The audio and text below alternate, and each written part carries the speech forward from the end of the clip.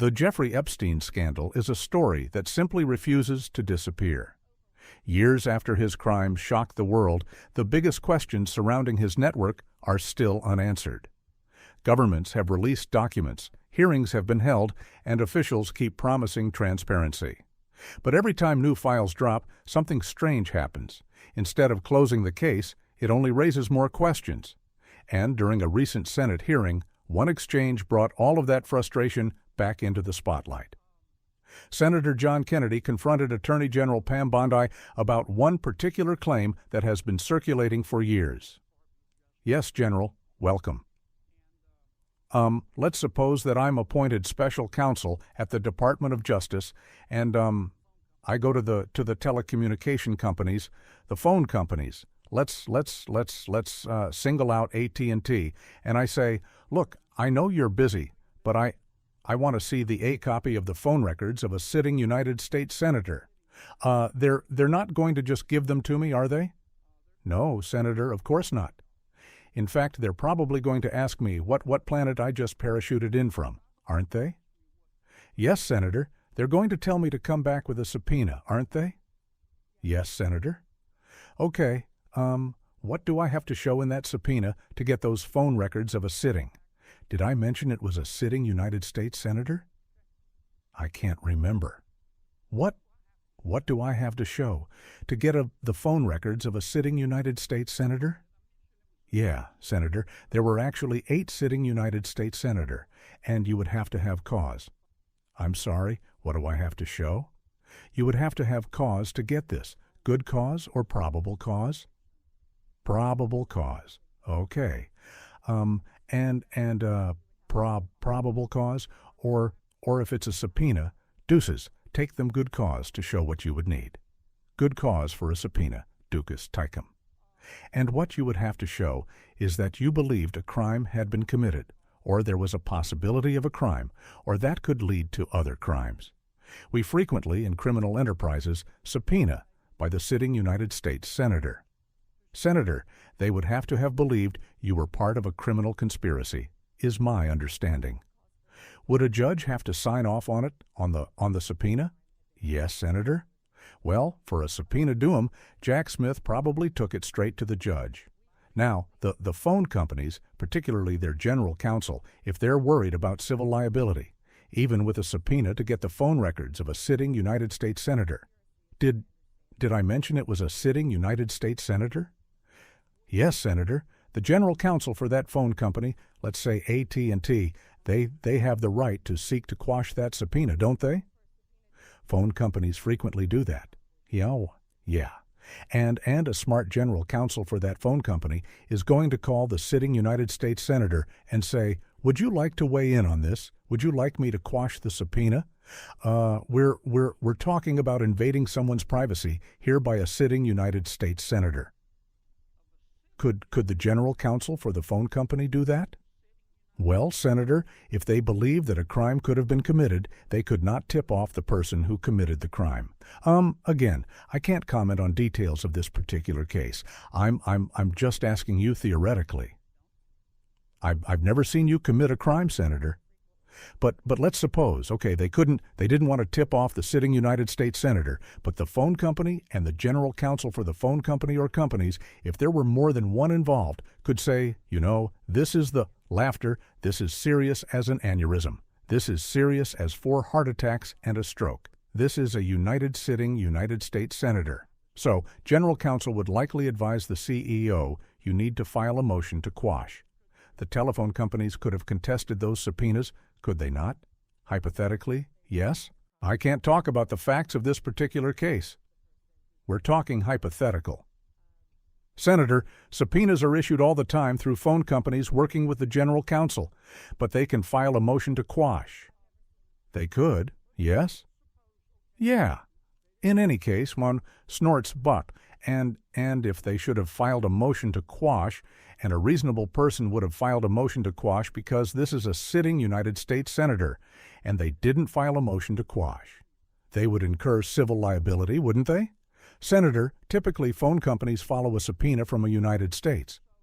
I know they do, but they don't have to. They could challenge it, Senator. Yeah, And if they don't challenge it, they better have a damn good reason. Right? Right. Senator, I can't talk about the facts of this particular. This is just a hypothetical. In general, hypothetically, Senator, maybe they didn't recognize any of the names of the 8 sitting United States senators. Hypothetically. That was a joke. Or maybe they should have gone to Amazon and buy some testicles online instead of just saying, "Sure, I'll just show you the phone records of a sitting United States senator on the basis of an administrative subpoena." Now, do you have copies of the subpoena applications for these? Senator, I can't discuss anything regarding this. You can't even tell me if you have copies. I can't discuss any of this. All right. When are you going to, General? When are you going to be able to discuss it? I can't discuss whether there is or is not a pending investigation. This was just brought to light. If there is a pending investigation, I don't want this to get swept under the rug. Okay? 'Cause I think you're going to get pushed back from all quarters. I think the telecommunication companies are going to be all over you like a bad rash because they've got liability here for just turning over these records when they knew what was going on. I think some FBI agents may have some liability here. I think a special counsel might have some liability here. If I were your special counsel and you had appointed me and I wanted to get the records of a sitting United States senator, is that something you would expect me to tell you as Attorney General of the United States? They better have. Yeah. And do we know in this instance of the 8 sitting United States senators if they told Attorney General Garland? Senator, I just learned about this very recently, as did Director Patel, and we cannot discuss the detail. I don't know many of... Well, maybe we ought to get Attorney General Garland here. Do you know if the special counsel told FBI Director Wray? Is that something? Let me put it another way. If I were your special counsel and you were the director of the FBI, and I'm trying to get the phone records of a sitting United States senator. Did I mention it was a sitting United States senator? Is that something that you would expect me to tell you as director of the FBI? In general, I would believe the FBI would help execute the subpoenas. Yeah. To the par? Okay. I want to switch to another subject in the 12 minutes that I have left since everybody else got to go over. I've got to ask you about this, General. Cough. Clears throat. Secretary Howard Lutnick on October 1 gave an interview to the New York Post about Mr. Epstein, and he described Mr. Epstein as, quote, "the greatest blackmailer ever," close quote. Have you reviewed that transcript of that interview? I have not reviewed the transcript, but I saw the clip of it. Okay. It appears that Secretary Lutnick was Mr. Epstein's next-door neighbor. In fact, their townhomes shared a wall. And the reporter that was talking to Mr. Lutnick, she asked how other prominent men could have been associated with Epstein when Mr. Lutnick could immediately sense that he was a, quote, pervert. And then Secretary Lutnick said, or rather the reporter said, did they see it and ignore it? Do you remember that from the interview? I do. And Commerce Secretary Lett said, no, they participated. And then Commerce Secretary goes on to say, quote, that's what his mo was, get a massage, get a massage. And what happened in that massage room, I assume, was a video. This guy was the greatest blackmailer ever. Blackmailed people. That's how he had money. End quote. Is that true? Senator, our July memo said, we did not uncover evidence. This case has gone through 3 administrations as well as former U.S. Attorney. I know that, Pam, but have you interviewed Secretary Lutnick? No, Senator. Do you plan to? A claim that, if true, could completely change how people understand Epstein's power because, according to one prominent figure, Epstein wasn't just running a trafficking operation. He may have been running one of the biggest blackmail operations in modern history. And what Bondi admitted during that hearing immediately set off alarm bells. But to understand why this moment hit so hard, we have to start with a statement that stunned people when it first surfaced. Point 1 of the most shocking comments about Epstein came from Commerce Secretary Howard Lutnick during an interview with the New York Post.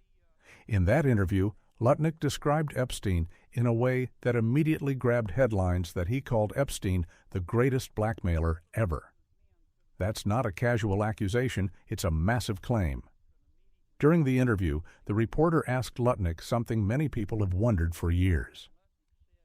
If Epstein's behavior was so obvious, how did so many powerful men continue associating with him?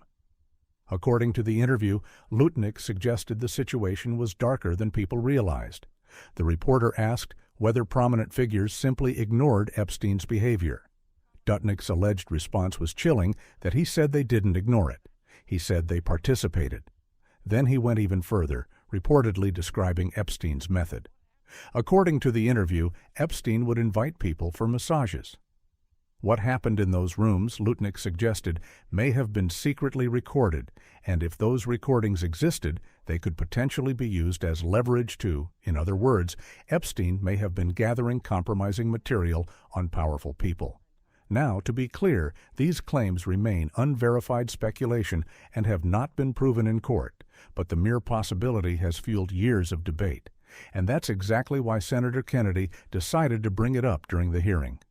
Because if someone publicly made a claim like that, wouldn't investigators want to talk to him?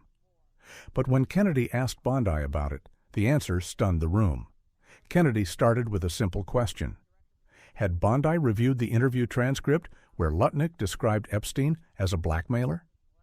Bondi responded that she had seen a clip of the interview, but she hadn't actually reviewed the full transcript. That alone raised eyebrows. But Kennedy wasn't finished, that he asked the next obvious question. Had the Justice Department interviewed Lutnick about those claims?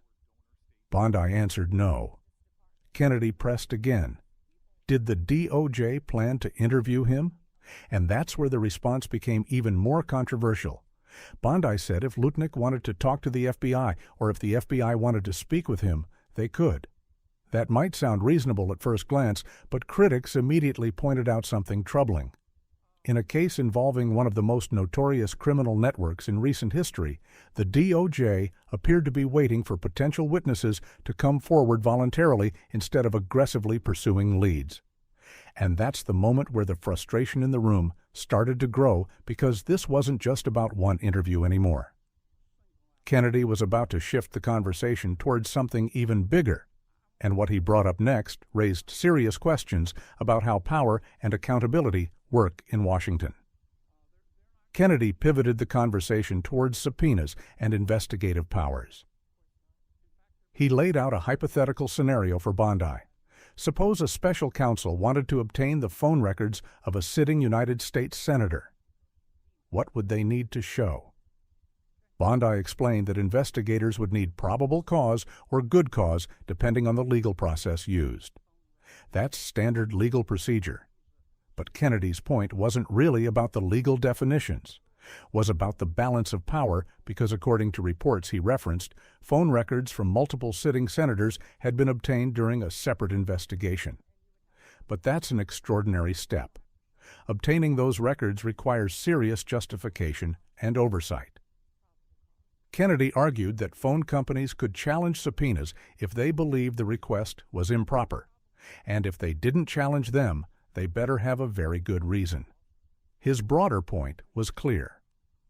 The Justice Department has enormous investigative authority. But when it comes to the Epstein case, many people feel that same level of aggressive investigation hasn't happened. And that contrast is exactly what keeps the controversy alive. Because while officials say the Epstein case has been thoroughly examined, a lot of people simply aren't convinced, and the recent file releases only made that skepticism stronger over the past few years. The Department of Justice has released several batches of documents related to Epstein. Each release was supposed to bring more transparency, but the reaction has often been the opposite. Instead of calming the public, the releases triggered new waves of outrage. Critics argue that many documents remain heavily redacted. Others believe important records may still be sealed or withheld. Watchdog groups, journalists, and some lawmakers have claimed that millions of pages of evidence could still exist within government archives. And while those claims remain debated, the perception problem is very real, because every time the DOJ says the files are complete, someone else points out gaps, missing names, missing timelines, dot or unexplained redactions. For survivors and advocates, that uncertainty is deeply frustrating. They argue that the truth about Epstein's network may still be incomplete, and that's why the conversation refuses to go away. But the Epstein scandal isn't just about documents. It's about something even bigger. Trust point. One of the most damaging perceptions surrounding the Epstein case is the idea of a two-tier justice system. For years, critics have argued that powerful people often face fewer consequences than ordinary citizens. Whether that perception is accurate or not, the Epstein scandal has become one of the most powerful symbols of that concern because despite the scale of Epstein's crimes, very few people connected to his network have faced charges. That's why Kennedy's comments during the hearing carried so much weight. He referenced the promise that the era of a two-tier system of justice should be over. But when the Epstein case still feels unresolved, many people question whether that promise has actually been fulfilled. The unanswered questions keep piling up. Who else was involved? Did anyone benefit from Epstein's operations? Were there crimes that investigators never fully uncovered? And if so, why? These questions cross political lines. They aren't limited to one party or ideology. They strike at something deeper, the public's belief that the justice system should apply equally to everyone. And until those questions are answered, the Epstein scandal will continue hanging over the system like a shadow. The reason this story won't fade away is simple, that it represents one of the most disturbing criminal cases of the modern era. Epstein built a network that spanned powerful social circles, global travel, and elite institutions. For years, he managed to operate in plain sight, and even after his arrest and death in custody, the ripple effects never stopped. Every new document release, every court filing, and every hearing seems to reopen the same conversation. Was the full truth ever uncovered? Or are there still pieces of the story hidden somewhere in government archives? Again, there is no confirmed evidence proving the existence of a global blackmail operation. But the speculation persists because so many details remain unclear. And when uncertainty meets secrecy, people start asking harder questions. That's exactly what happened during the Senate exchange. Because Kennedy's questions weren't just about one interview or one witness, they were about whether investigators are truly willing to follow every lead. And no matter how uncomfortable those leads might be, end of the day, the Epstein scandal isn't just about one man, that it's about accountability. It's about transparency, and it's about whether the public will ever feel like the full story has been told. The Senate hearing showed something important. Even years later, lawmakers are still demanding answers, survivors are still demanding justice, and the public is still demanding transparency. Until those demands are fully addressed, the Epstein case will remain unfinished in the eyes of millions. And the biggest question of all still lingers. If Epstein really did hold secrets about powerful people, how much of that story has the world actually seen? And how much of it is still waiting to be revealed?